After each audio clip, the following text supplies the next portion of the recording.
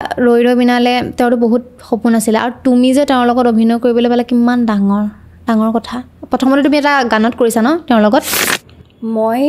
class 8-9 মানত আছিলোঁ তেতিয়া সৰু বহুত আৰু দাদাক যেতিয়া মই ক'লোঁ যে মোৰ নামটো মৌচুমী আলিফা দাদা তেতিয়া দাদাই ক'লে আৰু মৌ দাদা মানে মৌৱে দি দিলে আৰু মৌ বুলিয়ে মাতিলে মৌ বুলিয়ে নামটো জানিলে আৰু তেনেকৈ তাৰপাছত তেনেকৈ লগ পাই মই গীত গাওঁ যিহেতু দাদাই জানে সৰুৰ পৰা মানে 3 ইয়াৰ্ছৰ পৰা মই এইটো লাইনৰ লগত জড়িত চ' গীত গাওঁ বা তেনেকৈ অভিনয় কৰোঁ তাৰপাছত দাদাৰ লগত মোৰ এটা গীত গোৱা বিৰাট ডাঙৰ এটা সপোন আছিলে লাহৰী বুলি এটা গীত গাইছিলোঁ তাৰপাছত দাদাই যেতিয়া লাহৰী বুলি গীতটো দেখিলে শুনিলে তেতিয়া দাদাই নিজে ক'লে যে তই ভাল গীত গাৱ আৰু ভাল অভিনয়ো কৰ তই মোৰ লগত এটা গানত থাকিব লাগিব কিন্তু দেই তাৰপাছত তেনেকৈ 2021ত মনৰে কইনা বুলি এটা গীত আছিলে তাৰপাছত সেইটো দাদাৰ লগত মই প্ৰথমবাৰৰ বাবে অভিনয় কৰিবলৈ সুযোগ পাইছিলোঁ সেইটোত কৰিলোঁ